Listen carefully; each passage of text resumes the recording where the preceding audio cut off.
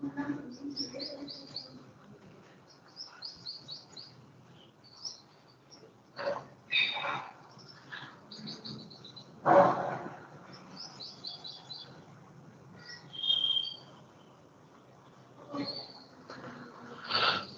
till now, we have completed about the electrolytic cell, numericals based on Faraday's first law of electrolysis.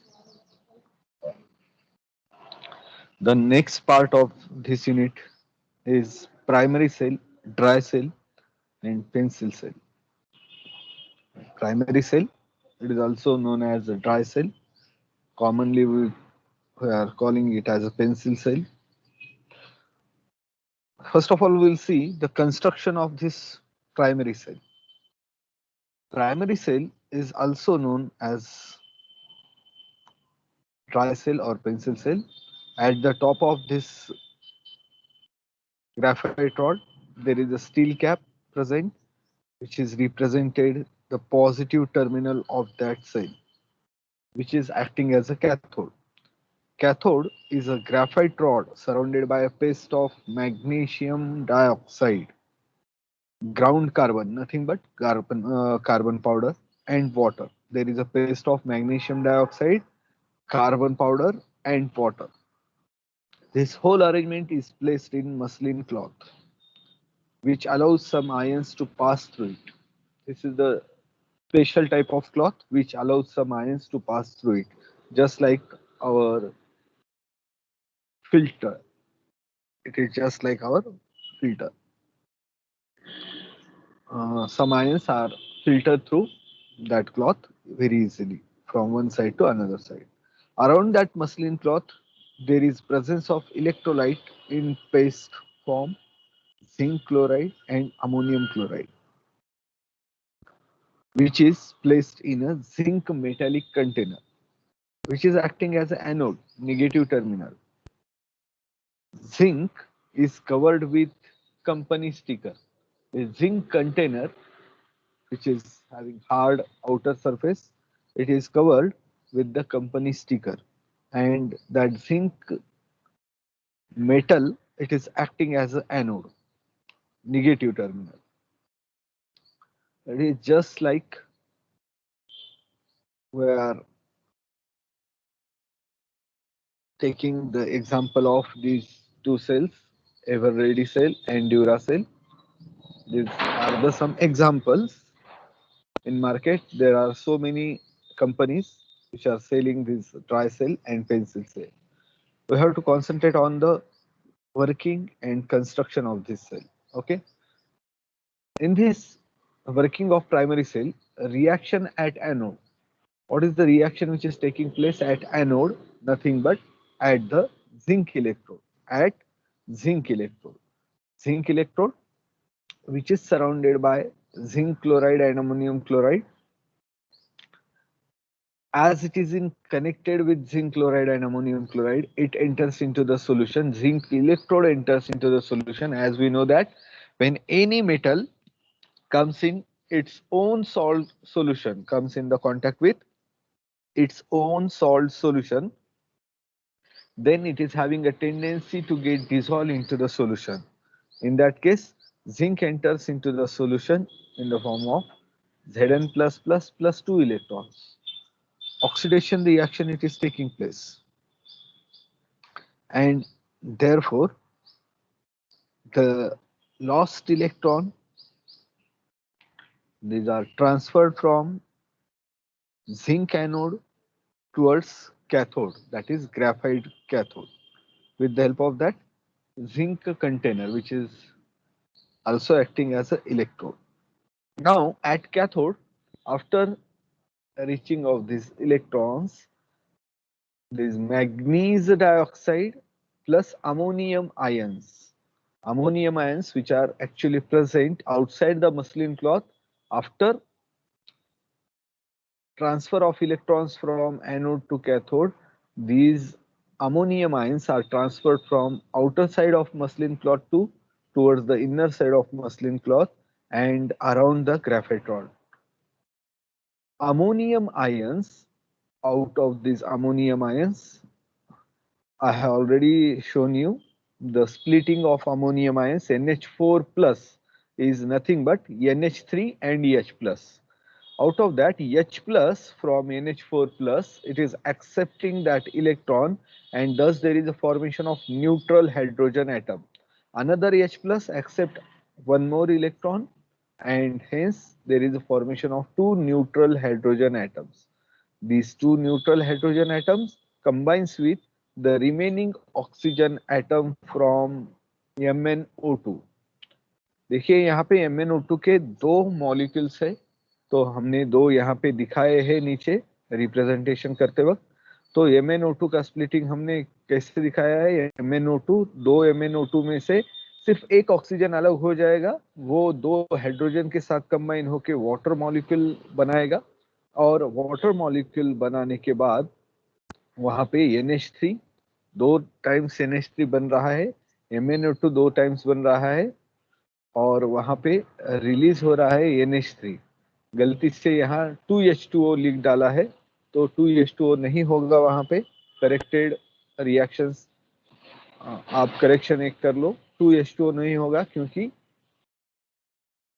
सिर्फ एक water molecule का development यहाँ पे हो रहा है, और वो वाटर मॉलिक्यूल डेवलप होने के बाद कैसे डेवलप हो रहा है कि हाइड्रोजन अमोनियम आयन में जो हाइड्रोजन आयन है वो इलेक्ट्रॉन एक्सेप्ट कर रहा है, और ऑक्सीजन के साथ कंबाइन होकर वो वाटर मॉलिक्यूल का डेवलपमेंट कर रहा है। देखिए यहाँ पे इलेक्ट्रॉन गेन कर रहा है हाइड्रोजन आयन, और वो कैथोड के ऊपर रिएक्शन इलेक्ट्रॉन गेन होने की हो रही है, उसकी वजह से gain of electron, it is nothing but reduction reaction, it is taking place at cathode. As there is a transfer of electrons from anode to cathode, nothing but electricity is generated. This cell develops 1.5 volt of electricity. As we know that after the primary action of these chemicals starts to give electricity, hence this cell is also known as a primary cell.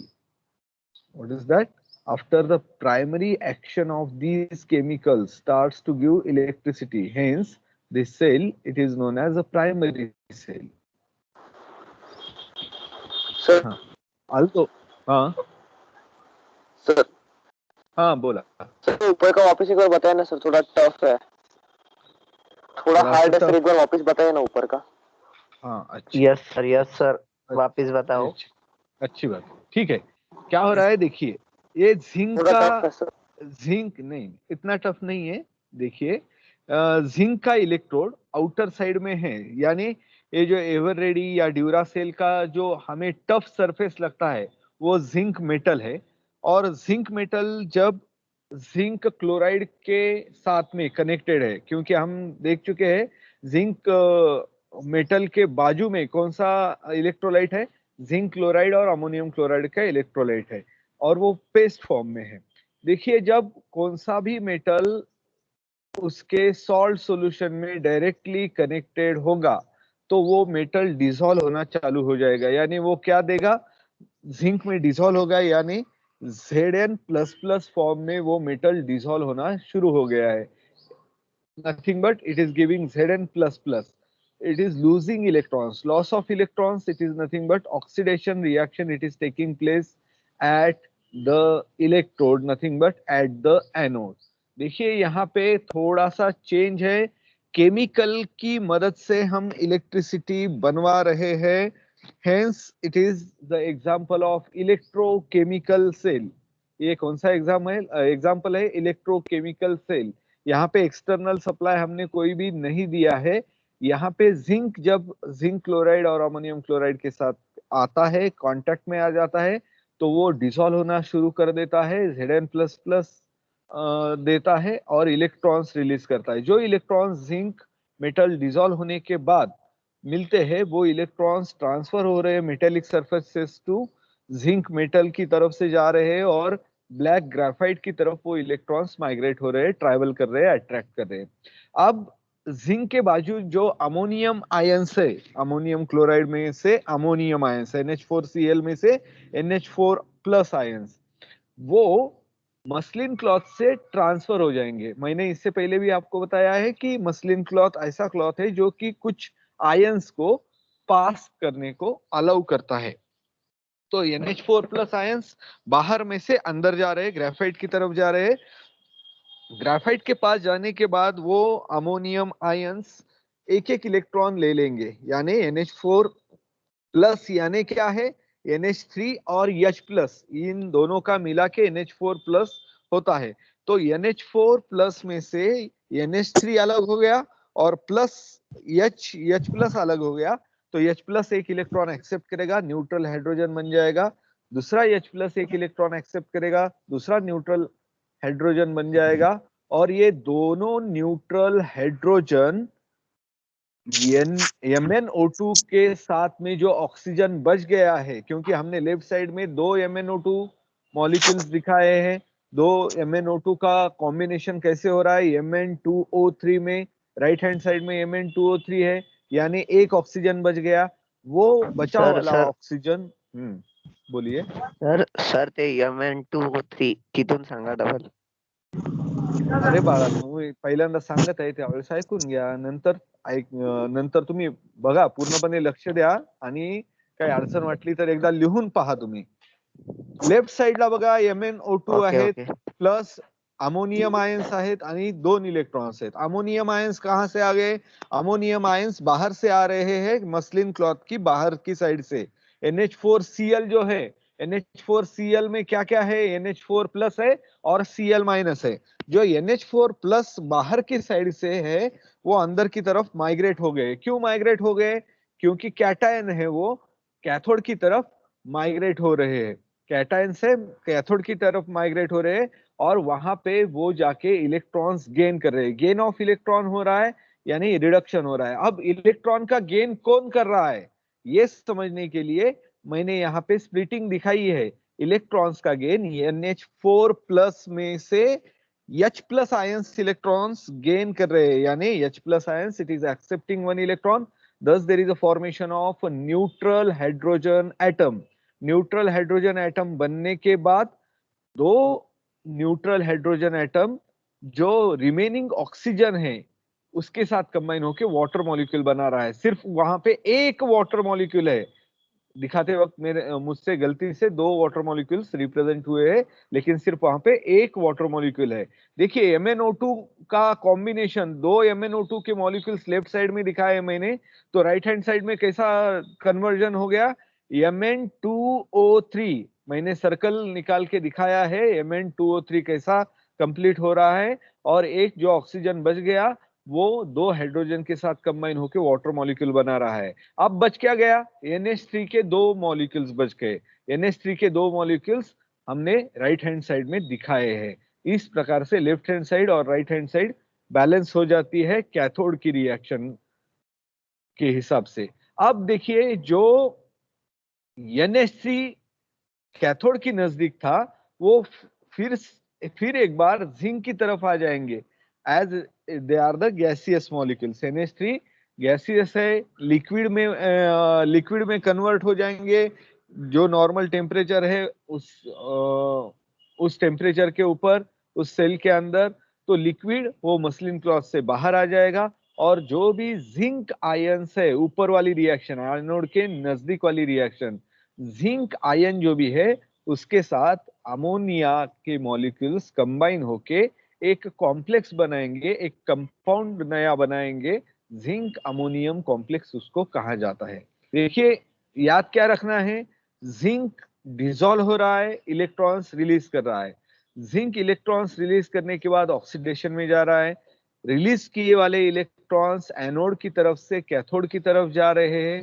Cathode की तरफ जाने के बाद जो भी ammonium ions है उनमें से H plus ions they are accepting electrons and thus there is a formation of neutral hydrogen atom। two neutral hydrogen atom combines with oxygen, thus there is a formation of water molecule। दो MnO2 के जो molecules है, two MnO2 molecules they are converted into Mn2O3 molecule and ammonia molecule is developed। Ammonia molecule is develop. देखिए, ये dry cell है, pencil cell है, primary cell है. After the primary action of these chemicals it starts to give electricity, hence it is called as primary cell. इसको external supply फिर एक बार देने की जरूरत नहीं है. इसको एक्सटर्नल सप्लाई देने के बाद रिएक्शंस कभी भी चालू नहीं होंगे. तो as it is a dry, but it is not a dry completely, but having a paste of different chemicals. देखिए, as chemicals are responsible for electricity generation, hence this cell it is called as electrochemical cell. In chemical की मदद से हम electricity generate कर रहे हैं. ये अलग टाइप की सेल है. इससे पहले हमने जो सेल्स देखे हैं इलेक्ट्रोलिटिक सेल, वहां पे बैटरी का कनेक्शन देने के बाद रिएक्शन स्टार्ट होती थी. लेकिन यहाँ पे क्या हो रहा है, सिर्फ उसकी अरेंजमेंट कर दी हमने कि तभी उस वहां पे रिएक्शन स्टार्ट हो रही है. as chemicals are responsible for generation of electricity, hence it is called as electrochemical cell. With the help of chemicals electricity is generated. यहाँ पे chemical के combination से electricity generate हो रही है.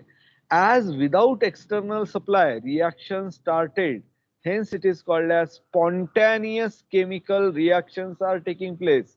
यहाँ पे external supply देने की जरूरत नहीं, यानी इस टाइप ऑफ रिएक्शंस को हम स्पॉन्टेनियस होने वाली रिएक्शंस कह सकते हैं. Spontaneous chemical reactions are taking place in that primary cell, dry cell, pencil cell. As zinc is connected with zinc chloride, hence it undergoes corrosion. और we can say that as zinc electrode is connected with zinc chloride, hence zinc get dissolved in electrolyte, therefore acts as active electrode. देखिए, इससे पहले हमने active electrode की definition देखी थी.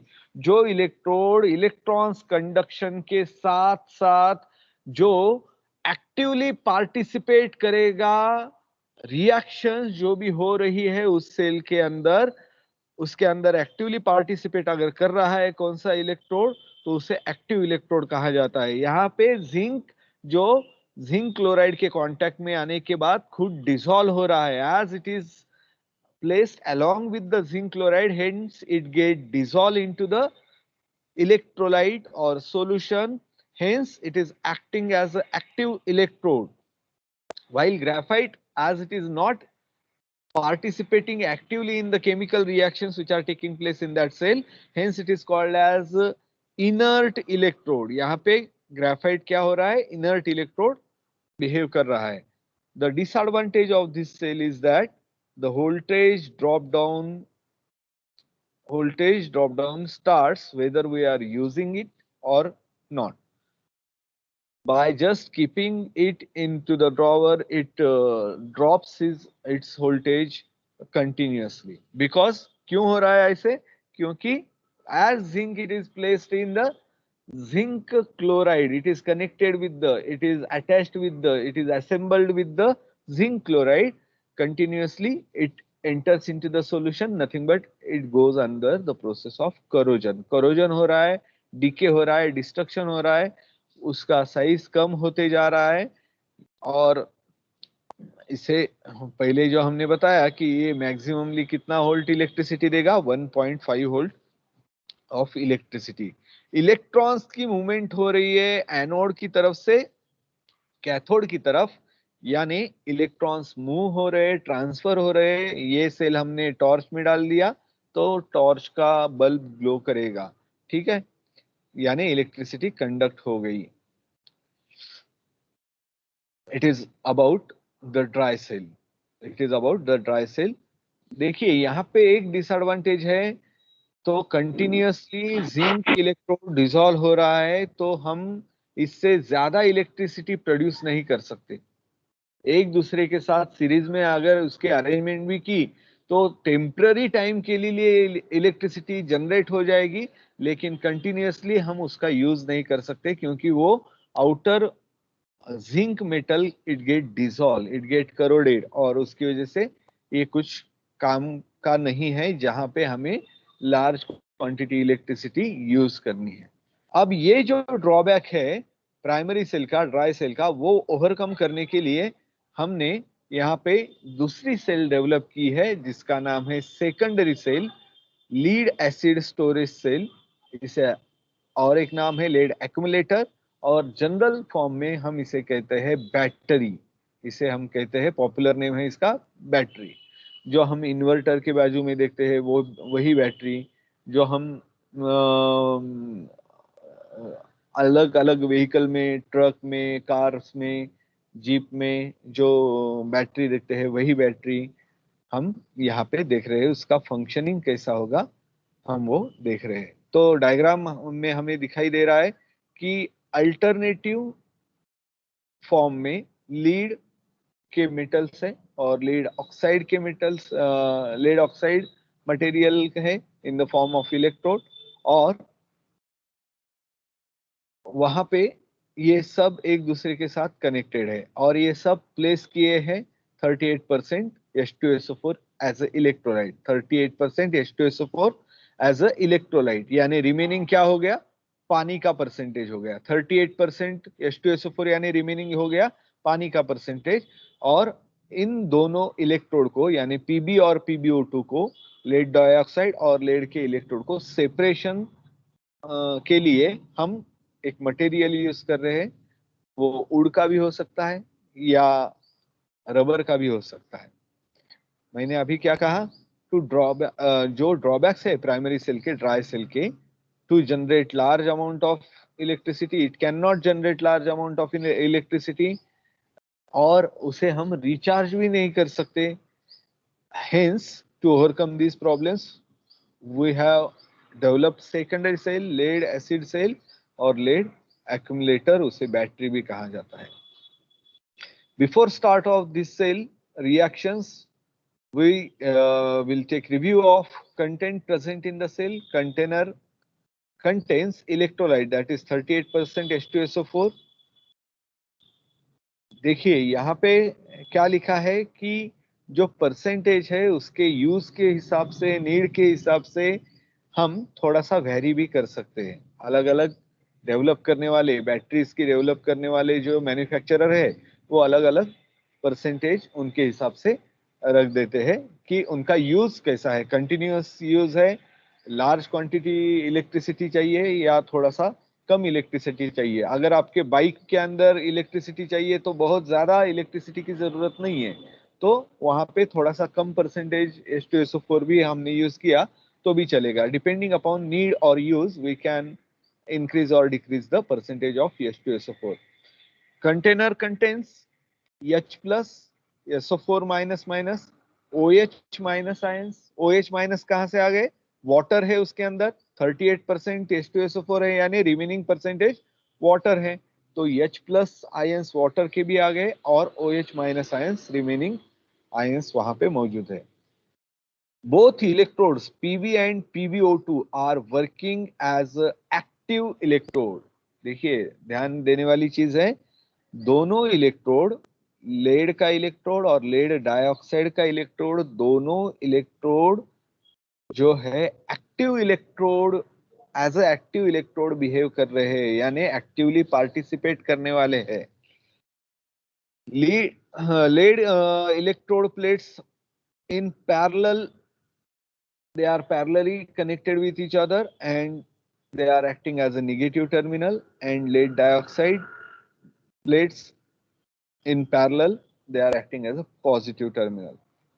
Absence of Pb plus plus in the electrolyte before discharging, यहाँ पे एक मेन चीज उन्होंने बता दी है कि absence of Pb plus plus in the electrolyte। देखिए जो भी रिएक्शन चालू होने से पहले यहाँ पे PbO2 का प्रेजेंस, Pb प्लस प्लस का प्रेजेंस इलेक्ट्रोलाइट के अंदर, कंटेनर के अंदर नहीं है, ऐसा हम कह रहे हैं। ठीक है, और सेपरेटिंग पार्टीशन क्या है, इंसुलेटर कौन सा है, वुड या रबर है। वुड या रबर की मदद से हम सेपरेशन कर रहे हैं to avoid the short circuit. Okay, अब देखिए यहाँ पे रिएक्शंस जो है डिस्चार्जिंग के दौरान कौन सी रिएक्शंस होगी।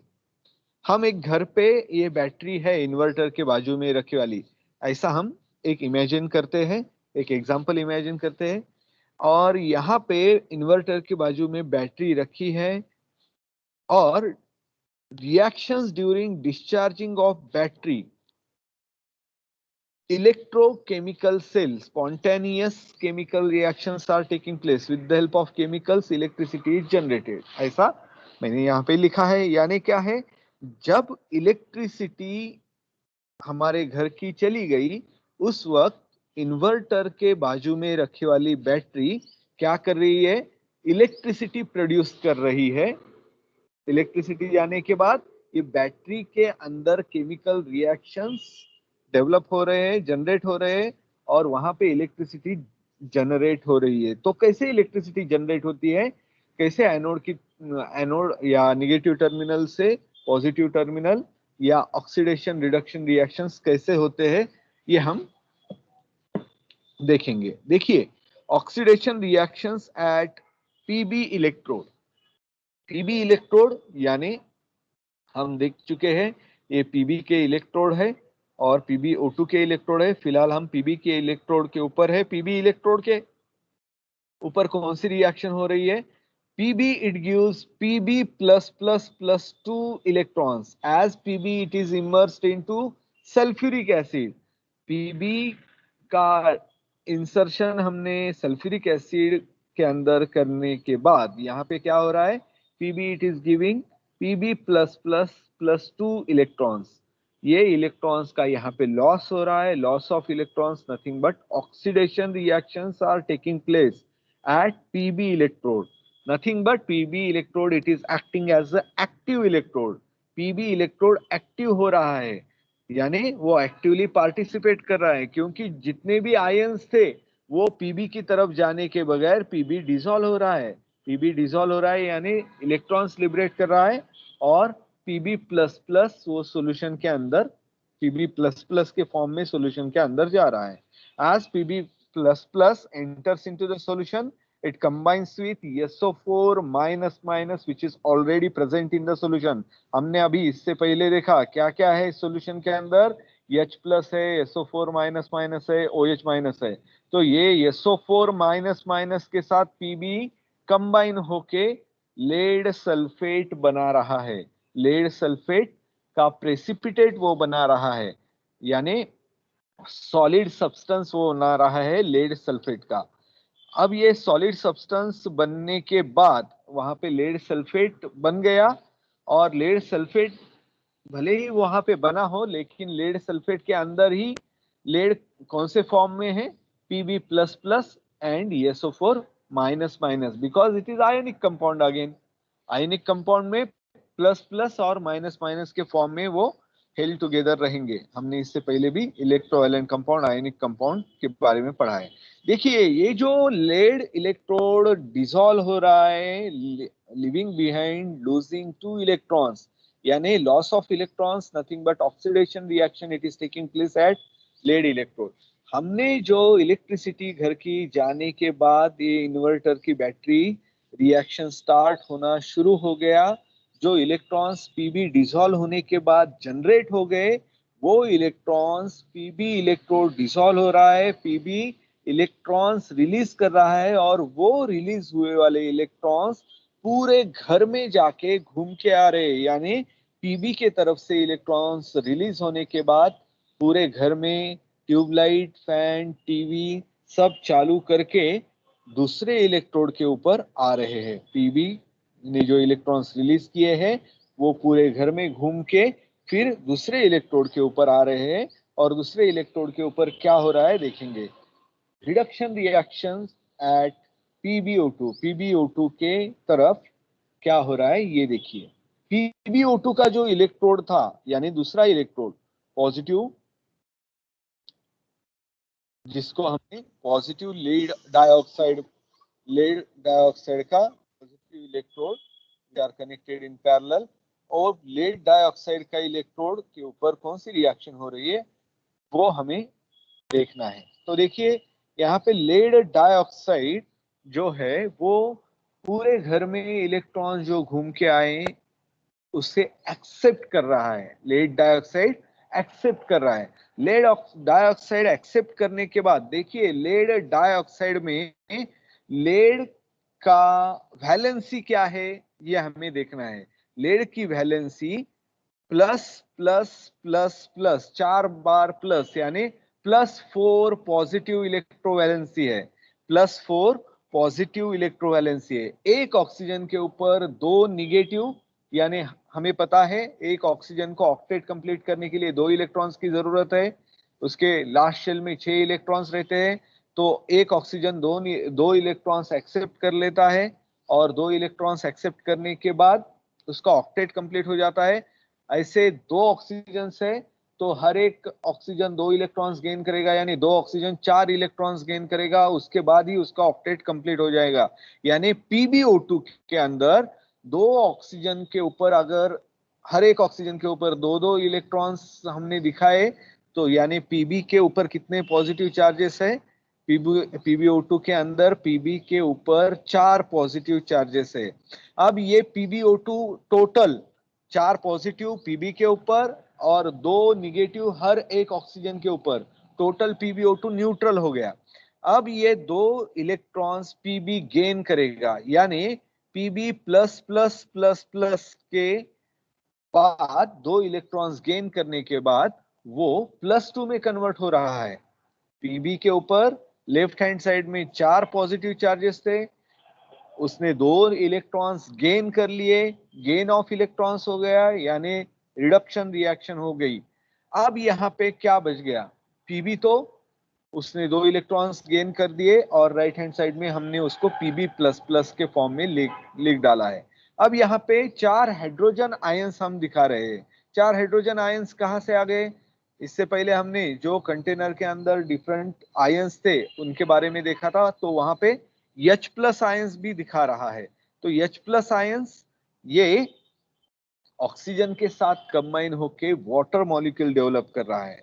H+ आयंस ऑक्सीजन के साथ कंबाइन होके वाटर मॉलिक्यूल डेवलप कर रहा है। बहुत ही आसान रिएक्शन है, सिर्फ हमें ये ध्यान रखना है PbO2 के अंदर Pb की वैलेंसी +4 है, 2 इलेक्ट्रॉन्स गेन करने के बाद वो +2 में कन्वर्ट हो जाएगा।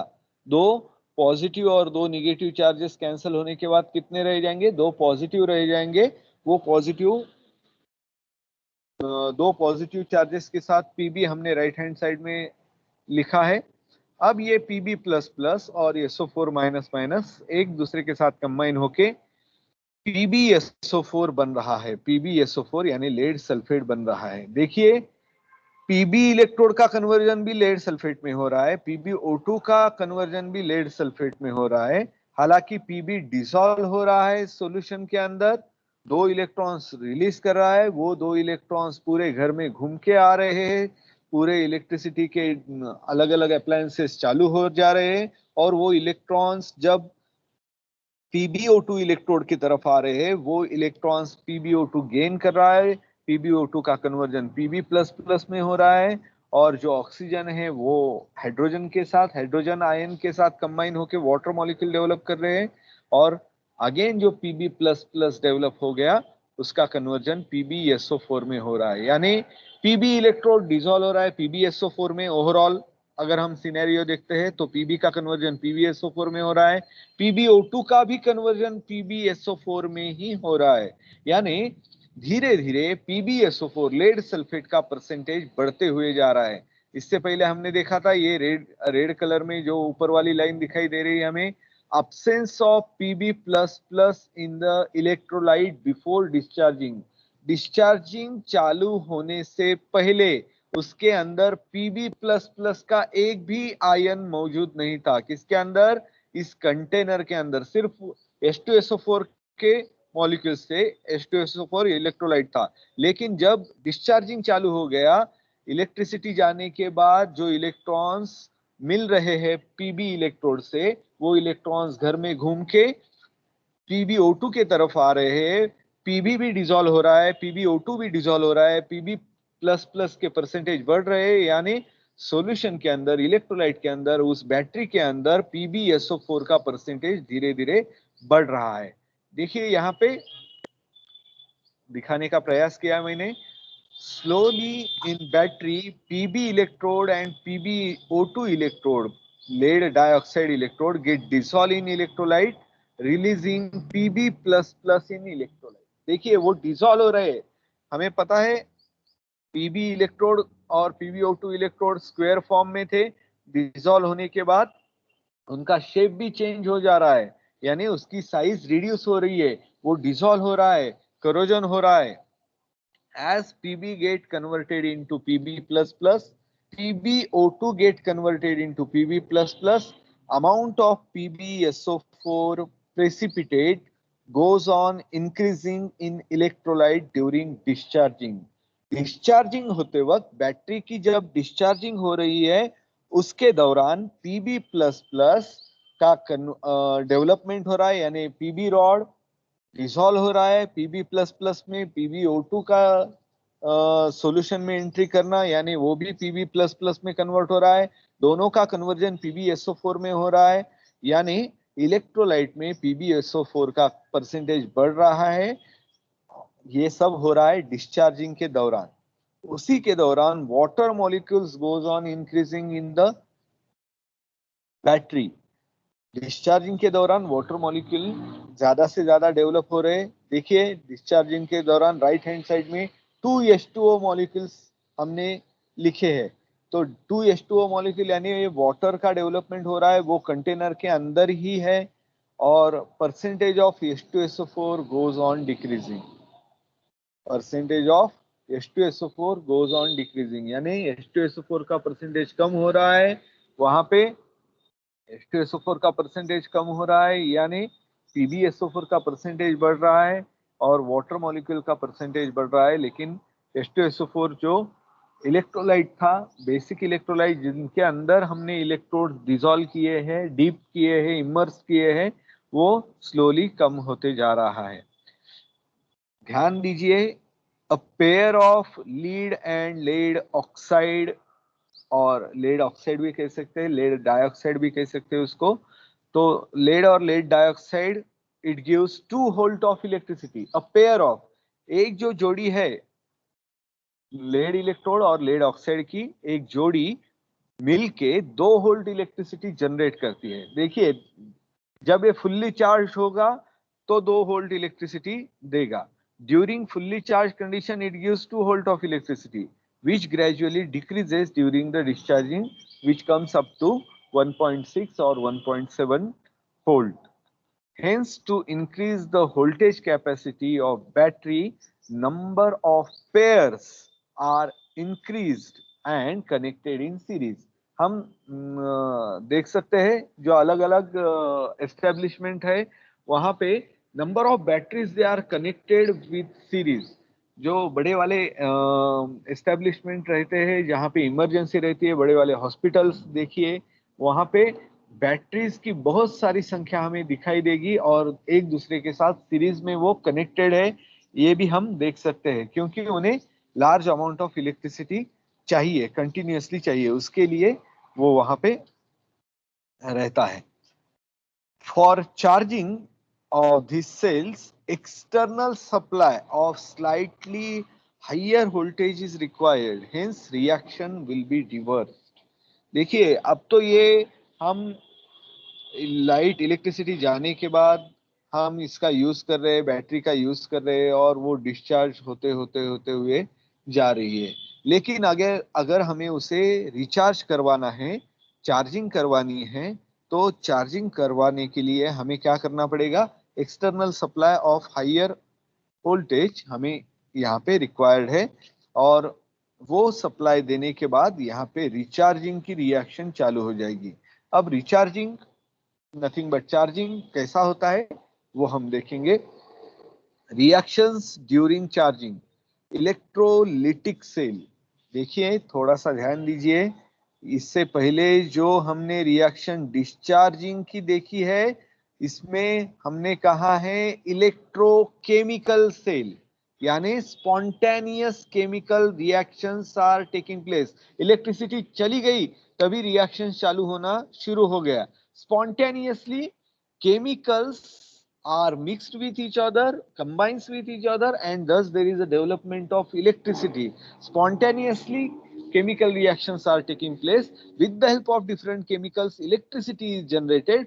Hence, such type of cell, nothing but reactions during the discharging, they are called as electrochemical reactions taking place during the discharging process. Discharging के दौरान जो reactions हो रही है वो spontaneously हो रही है, वो स्पॉन्टेनियसली हो रही है। उसकी वजह से डिस्चार्जिंग की दौरान हम उस सेकेंडरी सेल को बोल रहे हैं electrochemical cell.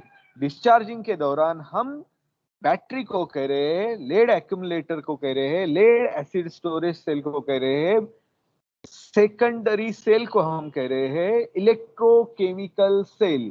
With the help of chemicals electricity is generated. Electricity it is passed in the external circuit. Battery में जो इलेक्ट्रॉन्स डेवलप हो रहे हैं वो हमें एक्सटर्नली पास कर रहे हैं। हम घर पे पूरे अप्लायंसेस चालू करने के लिए हम घर भर में उसे सर्कुलेट कर रहे हैं, पास कर रहे हैं, और वो पूरे सर्कुलेट होने के बाद दूसरे इलेक्ट्रोड पे आके रिएक्शन कंप्लीट हो रही है। एक इलेक्ट्रोड से दूसरे इलेक्ट्रोड पे इलेक्ट्रॉन्स ट्रांसफर हो रहे हैं, इलेक्ट्रिसिटी जनरेट हो रही है, उसे हम यूज कर रहे हैं। अब ये पूरी बैटरी डिस्चार्ज होने के बाद उसे फिर चार्ज करते वक्त हम चार्जिंग कर रहे हैं हायर वोल्टेज की मदद से। लेकिन यहाँ पे अगर ये चार्जिंग अगर हम कर रहे हैं तो एक्सटर्नल सप्लाई हम दे रहे हैं। इसका मतलब है चार्जिंग के दौरान यही cell battery lead accumulator it is acting as electrolytic cell. यानी with the help of external circuit we are doing different chemical reactions, nothing but electricity is consumed। electricity यहाँ पे consume हो रही है from the external EMF। external EMF external voltage की मदद से यहाँ पे इलेक्ट्रिसिटी कंज्यूम हो रही है और वहां पे केमिकल रिएक्शंस उसके बाद में इलेक्ट्रिसिटी पास करने के बाद में chemical reactions are taking place। Hence such type of cell it is a non spontaneous chemical reactions are taking place in cell। यानी अगर हम external EMF of higher voltage उसको सप्लाई नहीं करेंगे तो केमिकल रिएक्शंस वहां पे नहीं होंगी। यानी non spontaneous chemical reactions are taking place. Non spontaneous chemical reactions जहां पे हो रही है उस टाइप के सेल को हम करते हैं electrolytic cell. The cell in which non spontaneous chemical reactions are taking place, such type of cell it is called as electrolytic cell। nothing but during charging the same cell it is acting as electrolytic cell।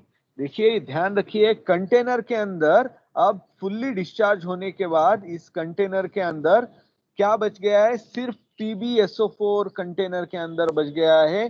ये Pb और PbO2 के electrodes जो है वो dissolve हो रहे हैं। They are acting as a active electrode, get dissolve into the electrolyte H2SO4। उसकी वजह से H2SO4 का कन्वर्जन हो गया है, PbSO4 का परसेंटेज बढ़ते हुए जा रहा है और ज्यादा से ज्यादा परसेंटेज PbSO4 का होने के बाद अब हमें उसे चार्जिंग करने की जरूरत है। अब ये चार्जिंग करते वक्त ध्यान दीजिए ये रिएक्शन सिर्फ रिवर्स हो रही है because after applying the external EMF the reaction get reversed. अब कैसे होगा? देखिए at PB electrode it is accepting 2 electrons and thus there is a regeneration of PB electrode। ऊपर में क्या हुआ था? डिस्चार्जिंग के वक्त क्या हुआ था? PB का कन्वर्जन PB++ में हुआ था, रॉड डिसॉल्व हो रहा है, इलेक्ट्रॉन जनरेट कर रहे हैं। अब यहाँ पे क्या हो रहा है? PB++ इलेक्ट्रॉन्स गेन कर रहा है और PB जनरेट हो रहा है, यानी टोटली रिवर्स रिएक्शन हो रही है। एक्सटर्नल ईएमएफ सप्लाई करने के बाद Pb++ इलेक्ट्रॉन्स एक्सेप्ट कर रहा है, गेन कर रहा है, और ये जो इलेक्ट्रॉन्स आ रहे हैं वो कहां से आ रहे हैं? तो नीचे ऑक्सीडेशन रिएक्शन हम देख सकते हैं। Pb++ हमें पता है Pb++ में Pb की वैलेंसी है +2। वो वाटर ऐड करने के बाद, देखिए बैटरी के अंदर हम कभी कभी 6-8 महीने के बाद डिस्टिल वाटर की बोतल रखी वाली रहती है इन्वर्टर के बाजू में, वो वाटर डाल देते हैं। जब उसका लेवल बहुत कम हो जाता है तो वो हम डाल देते हैं, तो वो वाटर जो है वो वाटर के साथ Pb++ कंबाइन हो जाता है और वहां पे फिर एक बार रिवर्स रिएक्शन मिल जाती है, यानी Pb++ का कन्वर्जन Pb++++ में, यानी उसकी वैलेंसी +4 हो जाती है और ऑक्सीजन के साथ वो कंबाइन हो रहा है। लेकिन ये कब हो रहा है? जब हमने एक्सटर्नल सप्लाई दिया तो ये ++++ में कंबाइन हो गया, कन्वर्ट हो गया, ऑक्सीजन के साथ कंबाइन होके यहाँ पे इलेक्ट्रोड PbO2 का इलेक्ट्रोड, लेड डाइऑक्साइड का इलेक्ट्रोड वहां पे रीजनरेट हो गया और उसने 2 इलेक्ट्रॉन्स रिलीज कर दिए। 2 इलेक्ट्रॉन्स कहां से आ गई? तो देखिए ये Pb++ का कन्वर्जन Pb++++ में होने के लिए क्या करना जरूरी है? Pb ने अगर 2 इलेक्ट्रॉन्स रिलीज कर दिए तो Pb++ का कन्वर्जन Pb++++ में हो जाएगा, यानी उसकी वैलेंसी 4 दिखाएगा। 2 इलेक्ट्रॉन्स रिलीज कर दिए और जो वाटर मॉलिक्यूल था वो डिकम्पोज हो गया, ऑक्सीजन लेड के साथ कंबाइन हो रहा है और जो हाइड्रोजन आयंस थे एज इट इज इलेक्ट्रोलाइट के अंदर जा रहे हैं।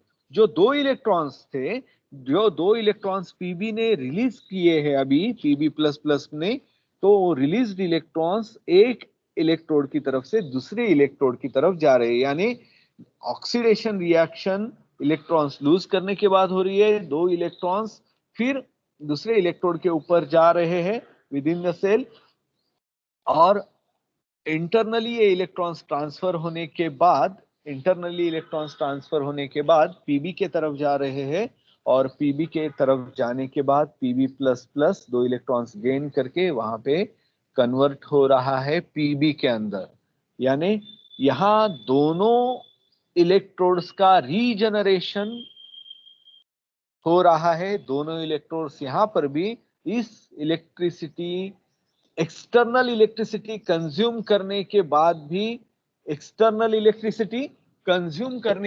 भी, रीजनरेट हो रहे हैं, यानी दोनों इलेक्ट्रोड्स एक्टिव इलेक्ट्रोड्स बिहेव कर रहे हैं। लीड डाइऑक्साइड का जनरेशन हो रहा है और लेड का भी जनरेशन हो रहा है, लेड और लेड डाइऑक्साइड का रीजनरेशन हो रहा है यहाँ पे, और 2 इलेक्ट्रोड्स फिर एक बार बन रहे हैं और इलेक्ट्रिसिटी स्टोरेज करने के लिए, यानी इलेक्ट्रिसिटी ऑटोमेटिकली स्टोरेज हो रही है। किस फॉर्म में इलेक्ट्रिसिटी स्टोरेज हो रही है? तो इलेक्ट्रोड्स के फॉर्म में स्टोरेज हो रही है, और यानी दूसरे मायने में हम कह सकते हैं कि इलेक्ट्रोड्स रीजनरेट हो रहे हैं, यानी उस बैटरी की चार्जिंग हो रही है। लेकिन ये सब कब हो रहा है? After giving the external supply. अगर हम एक्सटर्नल सप्लाई हायर वोल्टेज का नहीं देंगे तो यहाँ पे रिएक्शंस नहीं होंगी। सप्लाई दिया तभी रिएक्शंस होंगी, यानी लेड इलेक्ट्रोड का रीजनरेशन या लेड डाइऑक्साइड का रीजनरेशन एक्सटर्नल सप्लाई के ऊपर निर्भर है। यानी एक्सटर्नल सप्लाई दिया तो थोड़ा सा मेटल लेड इलेक्ट्रोड डिपॉजिट हो गया और लेड डाइऑक्साइड इलेक्ट्रोड डिपॉजिट हो गया। आधे घंटे के लिए पास किया तो आधा घंटा डिपॉजिट हो रहा है, फिर डिस्कनेक्ट कर दिया तो डिस्चार्जिंग, यानी यहाँ पे चार्जिंग नहीं होगी। यानी जितने वक्त हमने एक्सटर्नल सप्लाई दिया है उतने वक्त ये लेड और लेड डाइऑक्साइड के इलेक्ट्रोड्स रीजनरेट होना चालू हो रहेगा। यानी यहाँ पे जो रिएक्शंस हो रही है हम कह सकते हैं non spontaneous chemical reactions are taking place during the charging. Non spontaneous chemical reactions are taking place during the charging.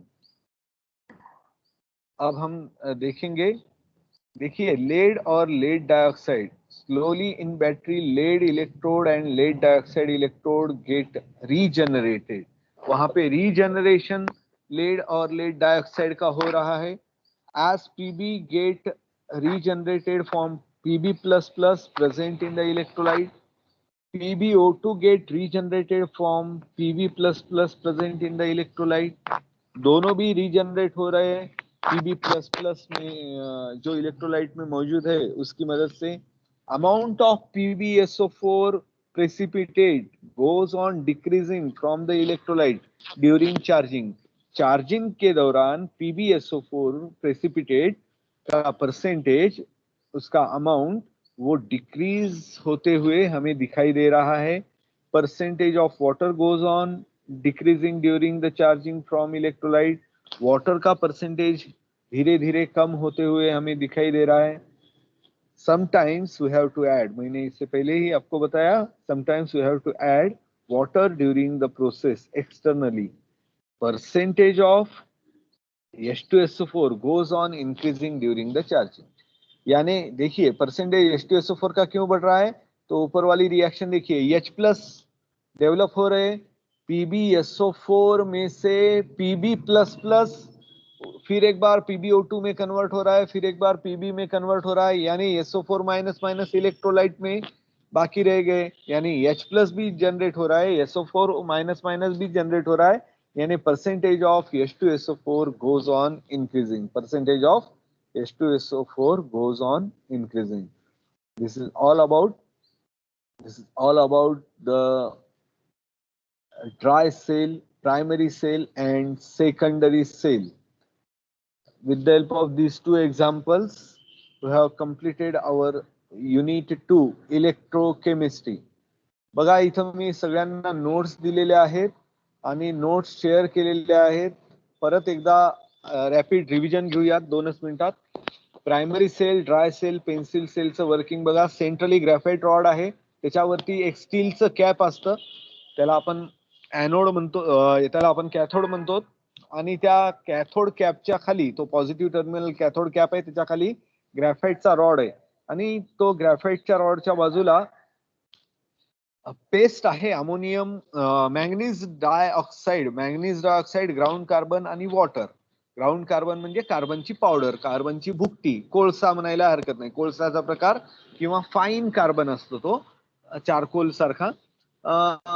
आणि ही सगळी अरेंजमेंट आपण ठेवली आहे मस्लिन क्लॉथ मध्ये। मस्लिन क्लॉथ म्हणजे हा असा प्रकारचा क्लॉथ आहे ज्याच्यामधून काही आयन्स हे पास होऊ शकतात। जसं आपण पाणी ज्यावेळेस येतं, पाण्यात कचरा आहे असं जाणवल्यावर त्याला आपण थोडस गाळून घेतो। गाळून घेत असताना काही मोठे जे कचऱ्याचे पार्टिकल्स आहेत ते त्या कपड्यावरतीच आपल्याला वेगळे झालेले दिसतात आणि स्वच्छ पाणी वेगळं झालेलं दिसतं। म्हणजे पाण्याचे मॉलिक्युल्स त्या कपड्या थ्रू पास होत आहेत, पण काही पार्टिकल्स पास होत नाहीयेत ज्यांची साईज मोठी आहे। अगदी तसंच हा मस्लिन क्लॉथ आहे। मस्लिन क्लॉथ थ्रू काही मॉलिक्युल्स, काही गॅसेस, काही लिक्विड्स, काही आयन्स हे एका बाजूनं दुसऱ्या बाजूला जातात आणि दुसऱ्या बाजूनं परत एकीकडे येऊ शकतात। म्हणजे ॲनोड कडून कॅथोड कडे येऊ शकतात, कॅथोड कडून ॲनोड कडे येऊ शकतात। आणि हे मस्लिन क्लॉथच्या शेजारी परत पेस्ट आहे, परत इलेक्ट्रोलाइटच्या फॉर्म मध्ये अमोनियम क्लोराईड आणि झिंक क्लोराईडचं। आणि ह्या सगळ्या अरेंजमेंटला आपण बंद केलेलं आहे झिंक कंटेनर, जो की ॲनोड म्हणून ऍक्ट करत आहे। तुम्ही बॅटरीचा सेल असा ज्यावेळेस बघितला त्यावेळेस वरची कॅप तुम्हाला जी दिसतीये ती पॉझिटिव्ह टर्मिनल म्हणून दाखवलेली असते आणि खाली निगेटिव्ह टर्मिनल रिप्रेझेंट केलेला असतो। म्हणजे खालचा एंड जो आहे कॅपवाला एंड पॉझिटिव्ह टर्मिनल आणि खालचा एंड निगेटिव्ह टर्मिनल म्हणून असतो।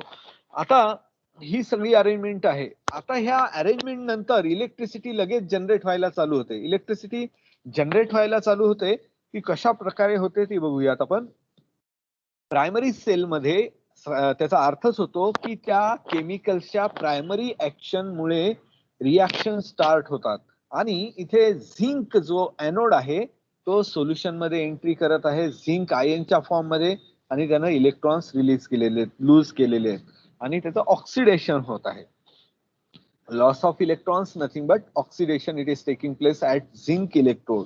एक्झाम मध्ये विचारू शकतात, ड्राय सेल मध्ये, पेन्सिल सेल मध्ये, प्रायमरी सेल मध्ये ॲनोड वरती कोणती रिॲक्शन होऊ शकते, तर oxidation reaction it is taking place at anode. Zinc, it enters into the solution in the form of ion, leaving behind electrons. Loss of electron, nothing but oxidation. Zinc oxidation मध्ये जात आहे, solution मध्ये dissolve होत आहे. कशामुळे solution मध्ये dissolve होतोय? कारण झिंक हा कशाच्या कॉन्टॅक्ट मध्ये आहे? तर झिंक क्लोराईडच्या फॉर्म मध्ये आहे. कोणताही मेटल, आपण इलेक्ट्रोलिसिसच्या एवढ्या मोठ्या मेथड बघितल्या, electrolysis copper sulphate using copper electrode. ज्यावेळेस कॉपर सल्फेट मध्येच डीप केलेला होता, त्यावेळेस तो ऍनोड डिझॉल्व्ह झाला होता. अगदी तसंच इथंही झालेलं आहे. ज्यावेळेस झिंक हा झिंक क्लोराईड मध्ये कनेक्टेड आहे, त्याच्यासोबत टच फॉर्म मध्ये आहे, तर त्यावेळेस तो झिंक सोल्युशन मध्ये किंवा इलेक्ट्रोलाइट मध्ये त्याने एंट्री केलेली आहे, इलेक्ट्रॉन्स लूज केलेले आहेत. लूज केलेले इलेक्ट्रॉन्स झिंकचं जे आउटर लेयर आहे, बॅटरी म्हणजे सेलचं जे काही कवच आहे, त्याच्या त्या as it is a metallic it can conduct electricity. तो मेटल आहे, धातू आहे, म्हणजे इलेक्ट्रिसिटी कंडक्ट करेल आणि त्या कंडक्ट केल्यानंतर कॅथोडवर जमा होईल. जसे कॅथोडवर इलेक्ट्रॉन्स आले तसं MnO2 हा अमोनियम आयन सोबत आणि आलेल्या 2 इलेक्ट्रॉन सोबत तिथं कंबाईन होत आहे. लेफ्ट साइडला आपण रिएक्शनच्या कॅथोड वरचे रिएक्शन्स बघत आहोत, तिथं लेफ्ट हँड साइडला MnO2 आणि अमोनियम आयन्स बघत आहोत. हे अमोनियम आयन्स कुठून आले?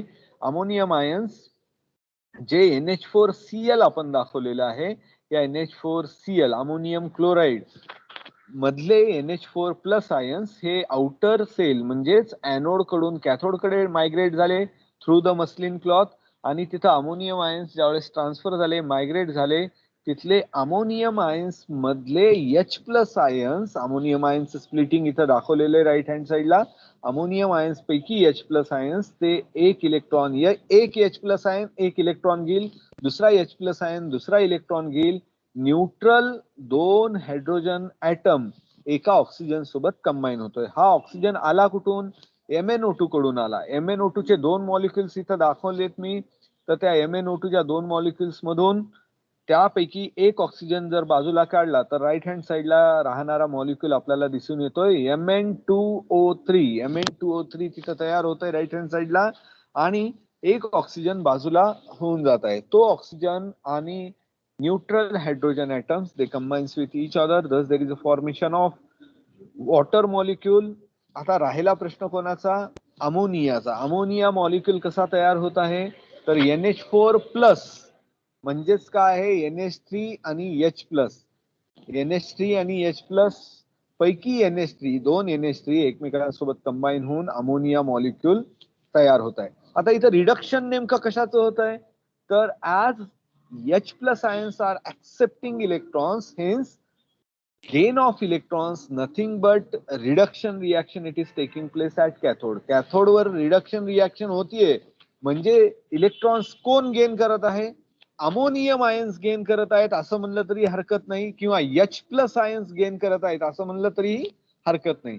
स्पेसिफिक जर विचारलं, दोन्ही उदाहरणं ऑप्शन्स जर असतील तर आपल्याला तिथं म्हणावं लागेल H+ ions are accepting electron. जर फक्त अमोनियम आयन्स जर ऑप्शन मध्ये असेल, H+ जर नसतील ऑप्शन मध्ये, तर ammonium ions are accepting electrons. प्रश्न कसा विचारलाय, ऑप्शन्स कोणते दिलेले आहेत त्यावरून आपल्याला उत्तर सिलेक्ट करावं लागेल. मोस्ट प्रिसाइज उत्तर आपलं असलं पाहिजे. एक्झॅक्ट, ऍक्युरेट, प्रिसाइज सगळ्याच गोष्टी आपल्याला असणं आवश्यक आहे. ठीक आहे. हा इलेक्ट्रॉन्सचा ट्रान्सफर होत आहे एनोड कडून कॅथोड कडे. जसा इलेक्ट्रॉनचा ट्रान्सफर झाला एनोड कडून कॅथोड कडे, तो इलेक्ट्रॉन कन्झ्युम झाला. याचाच अर्थ इथं इलेक्ट्रॉन्स ट्रान्सफर होत आहेत, इलेक्ट्रॉन्सची ट्रान्सफर झाली म्हणजेच इलेक्ट्रिसिटी जनरेट झाली, बॅटरीचा बल्ब ग्लो झाला. ठीक आहे. ही झाली प्रायमरी सेल मधल्या reactions. After the primary action of this chemicals electricity is generated, hence it is called as primary cell. And in secondary cell मध्ये lead आणि lead dioxide चे electrodes parallel मध्ये लावलेले आपण बघत आहोत, आणि एक पेयर ही 2 व्होल्ट इलेक्ट्रिसिटी जनरेट करत आहे. 1 व्होल्ट 2 व्होल्ट एवढी इलेक्ट्रिसिटी जनरेट करत आहे. लक्षात ठेवायचे आपल्याला, जर आपल्याला जास्त व्होल्टेज पाहिजे, कंटिन्युअसली पाहिजे, तर प्रायमरी सेल हे त्याचे लिमिटेशन्स आहेत काही, ते continuously large amount of electricity produce करू शकत नाही, त्याला आपण चार्जिंग रिचार्जिंग करू शकत नाही. आणि हे प्रॉब्लेम्स ओव्हरकम करण्यासाठी आपण lead accumulator, battery, storage cell, lead acid storage cell अशा प्रकारे हा सेकंडरी सेलचा प्रकार आहे.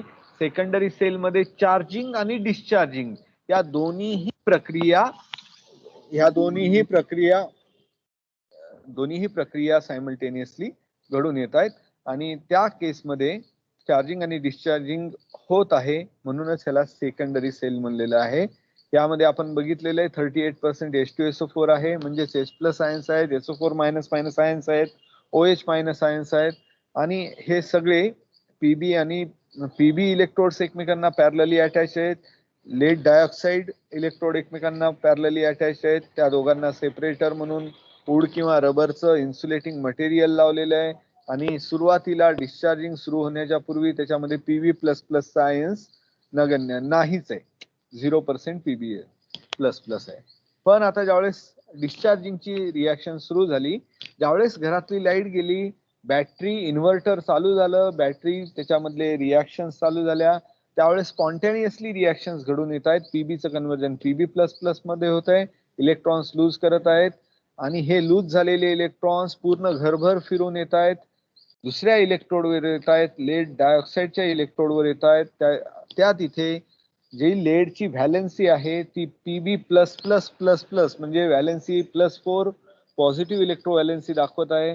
2 इलेक्ट्रॉन्स गेन केल्यावर ते +2 पॉझिटिव्ह इलेक्ट्रो व्हॅलेन्सी दाखवेल. आणि जे 2 ऑक्सिजन ॲटम्स आहेत ते हायड्रोजन आयन सोबत कंबाईन होऊन वॉटर मॉलिक्यूल तयार होत आहे. इथं पीबी हा इलेक्ट्रॉन्स गेन करत आहे, गेन ऑफ इलेक्ट्रॉन्स म्हणजेच रिडक्शन होत आहे. इथं लक्षात ठेवण्यासारखी गोष्ट म्हणजे दोन्हीही इलेक्ट्रोड्सचं कन्व्हर्जन PB++ आयन्स मध्ये होत आहे. आणि चार्जिंगच्या मध्ये ह्याच रिॲक्शन मध्ये जे आपण एरो दाखवलेले आहेत, हे एरो फक्त रिव्हर्स करायचे आपल्याला. जसे की पहिली रिॲक्शन बघूयात, PB गिव्स PB+++2 इलेक्ट्रॉन्स, हे डिस्चार्जिंगची रिॲक्शन आहे. चार्जिंग मध्ये होत असताना काय होत आहे, PB+++2 इलेक्ट्रॉन्स गिव्स PB. एकदम फक्त एरोचं डायरेक्शन चेंज केलेलं आहे. आणि डिस्चार्जिंगची दुसरी रिॲक्शन जर बघितली, PbO2+2 electrons +4 hydrogen ions, it gives PB+++2 H2O. ह्याची डायरेक्शन चेंज केली की चार्जिंगची रिॲक्शन होऊन जाते. PB+++2 H2O, it gives PbO2+2 electrons +4 hydrogen atom. Charging आणि डिस्चार्जिंगच्या रिॲक्शन्स या एकदम एकमेकांच्या अपोजिट आहेत. सगळ्या रिॲक्शन्स पाठ ठेवून करण्याची गरज नाहीये.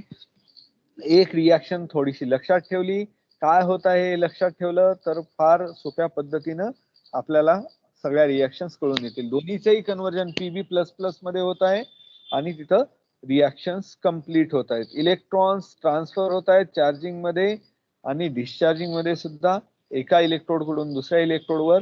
म्हणून हा इथं इलेक्ट्रिसिटी ही पहिल्यांदा डिस्चार्जिंगच्या वेळेस एक्सटर्नल सर्किट मध्ये जात आहे, म्हणजेच तो डिस्चार्ज होत आहे.